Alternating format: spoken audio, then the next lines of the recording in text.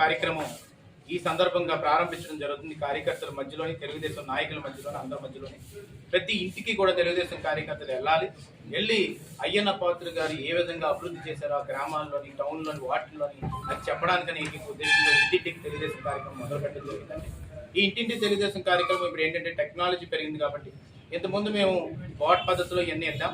కానీ ఇప్పుడు ఏంటంటే అన్ని విధాలుగా కూడా అయ్యన్న పాత్రుడు గారికి మద్దతు తెలపాలంటే మాత్రం ఆయనకు ఒక మిస్డ్ కాల్ క్యాంపెయిన్ కూడా మొదలు పెట్టడం జరుగుతుందండి. అయ్యన్న పాత్రుడు గారు ప్రతి ఒక్కరికి కూడా కృతజ్ఞతలు చెప్పే విధంగా ఈ రోజు ముందుకు తీసుకెళ్తున్నాం. ఎందుకంటే ఇప్పుడు దాకా దశాబ్దాల కాలం నుంచి కూడా అయ్యన్న పాత్రుడు గారికి వెన్నంటే నిలిచిన నియోజకవర్గం ఇది. అందుకే ఆ నియోజకవర్గం రుణం తీర్చుకోవడానికి ఉద్దేశం చెప్పి ఎప్పుడు ఏ రోజు కూడా మేము పక్క నియోజకవర్గాలకు వెళ్ళాలను, పక్క పార్టీలకు వెళ్ళాలని ఎప్పుడు ఆలోచించలేదు. బతికి వరకు ఎట్టి పరిస్థితుల్లో కూడా తెలుగుదేశం పార్టీలో ఉండి కష్ట నష్టాలైనా పోరాడుతూ ముందుకెళ్ళాం. కాబట్టి ఈ ఇంటింటికి తెలుగుదేశం అనే కార్యక్రమాన్ని ఈ రోజు మొదలు పెట్టడం జరుగుతుంది. అందుకే నేను ప్రతి ఒక్కరిని ఈరోజు నియోజకవర్గంలో అందరూ ప్రపంచంలాగా ఏ మీటింగ్ పెట్టినా కూడా వస్తున్నారు.